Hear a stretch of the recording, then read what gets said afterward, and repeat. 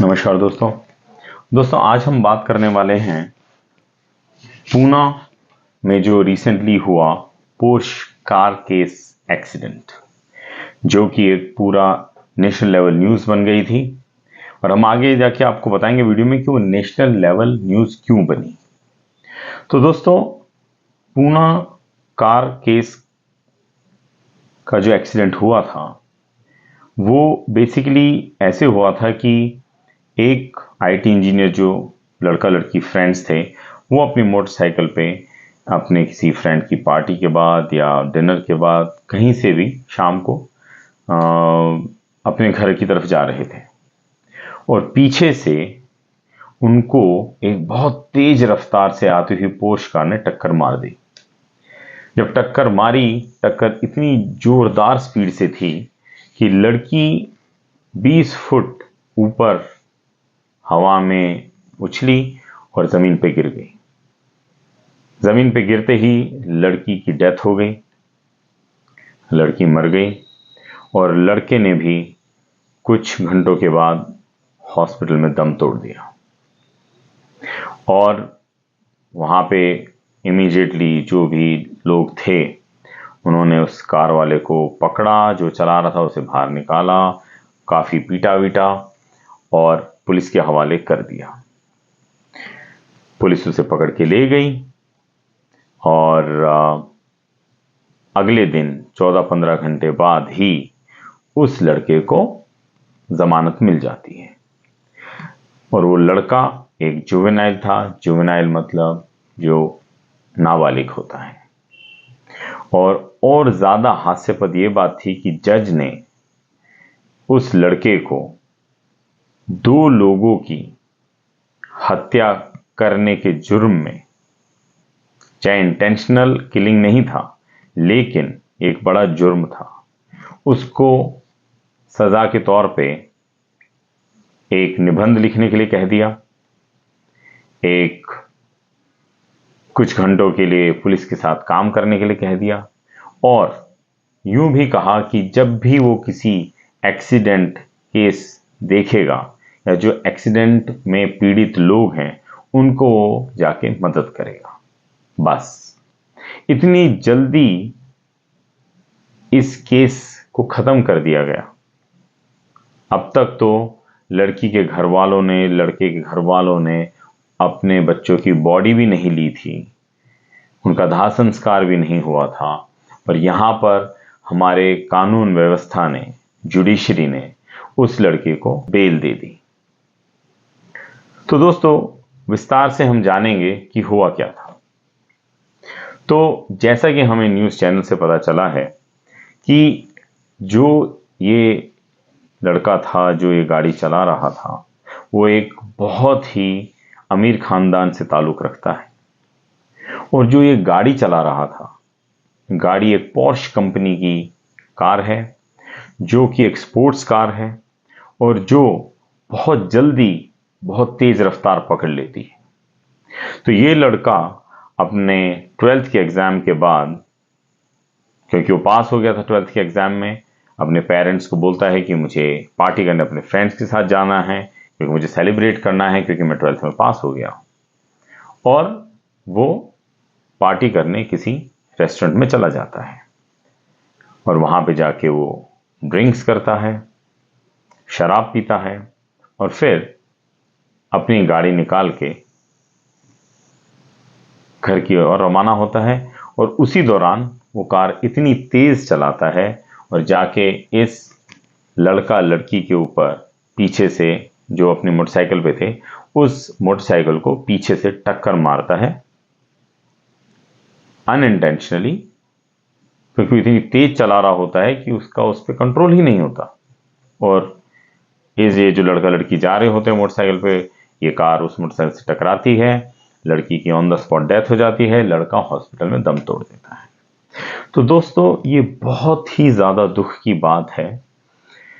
वैसे तो जैसे हमारे बुजुर्ग कहते हैं कि जीवन और मृत्यु हमारे हाथ में नहीं होती है, ये सब जब भगवान चाहता है तभी होता है। लेकिन किसी और की लापरवाही के कारण जब किसी की मृत्यु अनटाइमली, समय से पहले हो जाती है, तो ये बहुत ही दुखी कर देने वाला हादसा होता है। बहुत ही ज़्यादा इसमें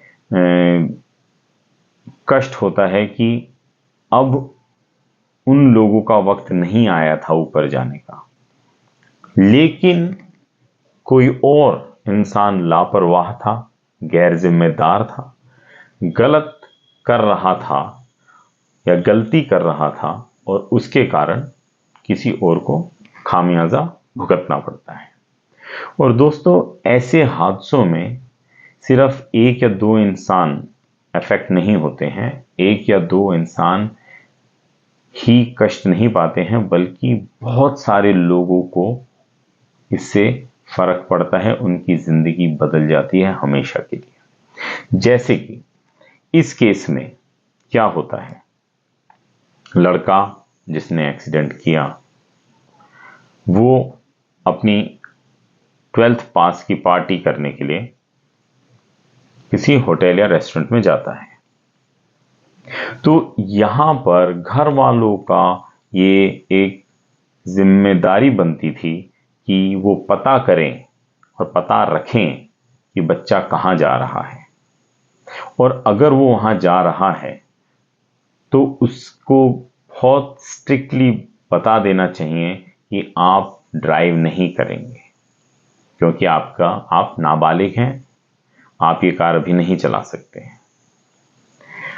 दूसरी बात, अगर आपका बच्चा किसी ऐसी जगह जा रहा है जहां पे शराब सर्व हो रही है, तो आपको ध्यान रखना चाहिए कि आपका बच्चा शराब ना पिए, क्योंकि आप सबको पता है कि शराब पीने के बाद बहुत सारी ऐसी चीजें कई बार हो जाती हैं जिसका अंजाम ठीक नहीं होता। तो आपको माता पिता होने के वास्ते ये इन चीजों पे ध्यान रखना चाहिए। आपको चेक करते रहना चाहिए था कि बच्चे ने शराब तो नहीं पी, अगर आपको पता है कि आपका बच्चा शराब पीता है, और अगर वो पी रहा है तो ये आपका फर्ज है माता पिता होने के कारण कि आप ये पक्का करें कि वो गाड़ी ना चलाएं। तो दोस्तों, अगर आप इस बारे में गहराई से सोचें तो इसमें बच्चे से ज्यादा माँ बाप का गलती है। इसमें माँ बाप की ज्यादा गलती इसलिए है कि सब कुछ जानते हुए भी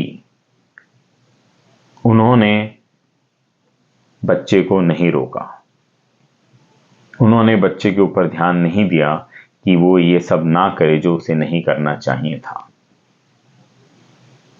दूसरी बात, यूं भी पता चला है कि वो पोर्श कार 1-2 महीने से बिना रजिस्ट्रेशन प्लेट के घूम रही थी पूना जैसे शहर में।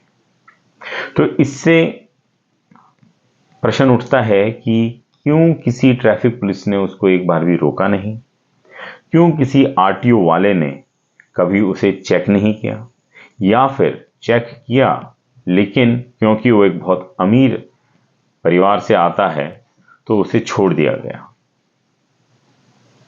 शायद अगर वो उसको चेक करते, पकड़ते, तो ये घटना ना होती। उस रात को भी अगर पुलिस वाले चेक करके पकड़ते तो शायद ये घटना ना होती। फिर सवाल ये उठता है कि जिस रेस्टोरेंट में वो गया, वहां पे रेस्टोरेंट के स्टाफ ने उसे शराब या अल्कोहल क्यों दी पीने के लिए, या क्यों सर्व की, क्यों बेची? क्योंकि रूल ऐसा है कि जब तक आप एडल्ट नहीं हो जाते, जब तक आप बालिग नहीं हो जाते, आप शराब का सेवन नहीं कर सकते हो। और कोई भी रेस्टोरेंट या बार जो कि शराब बेचता है, वो एक नाबालिग को शराब नहीं बेच सकता। तो वहां पे भी एक बहुत बड़ी गैर जिम्मेदारी हुई कि अगर वो बार का मैनेजर या स्टाफ हर एक इंसान का आईडी कार्ड चेक करे शराब बेचने से पहले, तो पता चल जाएगा कि कौन बालिग है, कौन नाबालिग है, और जो नाबालिग है उनको आप शराब नहीं सर्व कर सकते, नहीं बेच सकते। तो ये भी नहीं हुआ। चलो, बहरहाल जब ये पूरा मामला पुलिस तक पहुंच गया और बच्चा पुलिस कस्टडी में था, तो ऐसा भी सुनने में आया है कि उसको पिज्जा और बर्गर दिया गया खाने के लिए, जिससे कि उसे बुरा ना लगे, उससे यूं ना लगे कि मैं कहाँ हूं, जेल में हूं या पुलिस कस्टडी में, मेरे साथ बुरा व्यवहार तो नहीं हो रहा है। तो उसे बुरा ना लगे, उसे कष्ट ना हो, तो ये भी किया गया।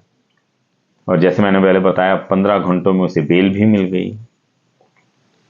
जब ये न्यूज बाहर लीक आउट हुई कि 15 घंटे के अंदर अंदर वो शख्स जिसने 2 इंसानों की एक्सीडेंट द्वारा हत्या कर दी, वो 15 घंटे में बाहर आ गया है, तो फिर सारे पूना के जो सिटीजन्स थे, यूथ थे, उनका गुस्से का कोई पारा नहीं रहा और वो बेकाबू हो गए।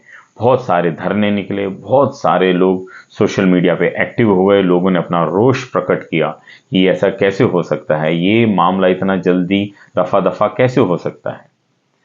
जब खूब ज्यादा धरने हुए, लोगों ने खूब आवाज उठाई, तब ये कहीं पे जाकर मामला आगे बढ़ा और इसमें फिर कई नेता लोग भी शामिल हो गए।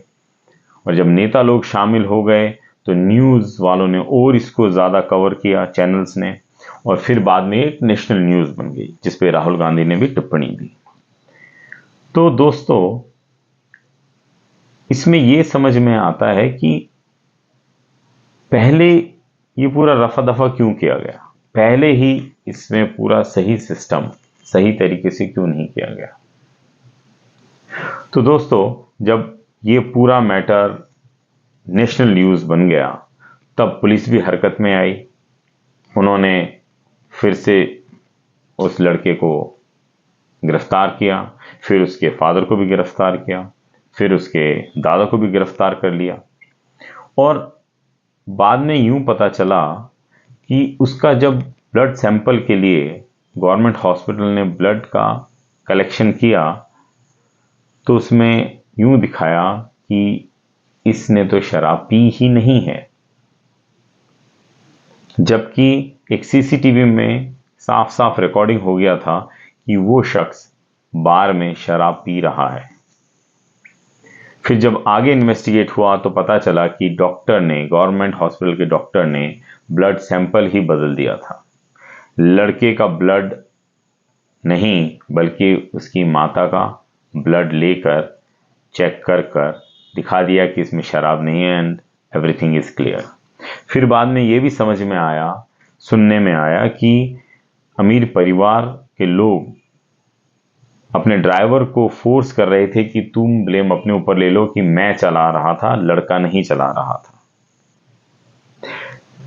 खैर, फटाफट इन्वेस्टिगेशन हुई, सारा मामला क्लियर हुआ, लड़के को पकड़ा गया, उसके फादर को पकड़ लिया गया, उसके दादा को पकड़ लिया गया, और डॉक्टर जो था जिसने ये ब्लड रिपोर्ट में उल्टा पुल्टा किया था उसको भी सस्पेंड कर दिया गया। जो पुलिस वाले इसमें इन्वॉल्व थे, जिन्होंने थोड़ी सी एकदम सख्ती से कार्रवाई नहीं करी थी, उनको भी सस्पेंड कर दिया गया। और अंततः अब उन पे केस चल रहा है। दोस्तों, अगर ये पूरा मामला तूल नहीं पकड़ता, पूना के जो सिटीजन्स हैं, सोशल वर्कर्स हैं, अगर इस मामले को सपोर्ट नहीं करते, इस मामले को आगे नहीं बढ़ाते, आवाज नहीं उठाते, तो शायद ये मामला रफा दफा खत्म हो जाता। क्योंकि वो अमीर परिवार ने पूरे सिस्टम को मैनेज कर लिया था, पूरे सिस्टम को खरीद लिया था और सब कुछ बदल दिया था।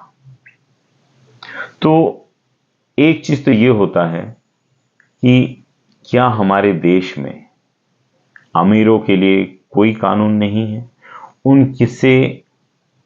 उनसे की गई गलतियों की कोई सजा नहीं है? क्या वो इतने आराम से छूट जाएंगे, लोगों को मारने के बाद भी, लोगों को अपाहिज बनाने के बाद भी? तो ये बहुत ही गलत है।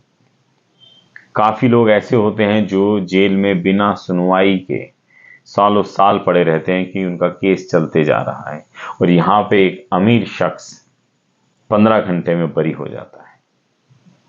ये बड़ी विडंबना है हमारे देश की। और दूसरा अहम मुद्दा ये है कि दोस्तों, कब तक हमारे देश में दूसरों की लापरवाही के कारण मासूम लोगों की जान जाती रहेगी? जब भी बारिशें आती हैं, आपको बहुत ऐसी न्यूज़ देखने को पढ़ने को मिलेंगी कि सीवर का ढक्कन खुला हुआ था, पैदल चलते चलते आदमी उसमें गिर गया, इंसान कोई गिर गया और वो मर गया। जब पानी आपके घुटने तक होता है तो हम देख नहीं पा सकते कि नीचे सीवर है या नहीं है। और हमारे जो म्यूनसिपैलिटी के लोग हैं, कई बार वो सीवर का ढक्कन हटा देते हैं जिससे कि पानी ज़्यादा चले जाए और ज़्यादा बाढ़ की स्थिति ना हो। लेकिन उस चक्कर में कितने मासूम लोग उसमें गिर के मर जाते हैं। कौन जवाब देगा इन लोगों की मौत का? कौन जिम्मेदार है?